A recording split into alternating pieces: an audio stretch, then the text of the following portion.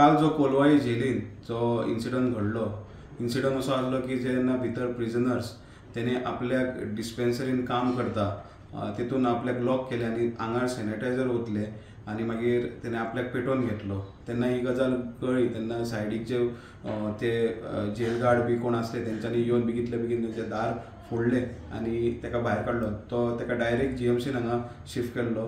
आतां मेळटा त्या म्हायती प्रमाण तो आतां तेजी जळवलो, तो 40-50% जळवलो आसलो, पण आतां तेजी खंय तरी तो स्टेबल आहा कसो दिसता।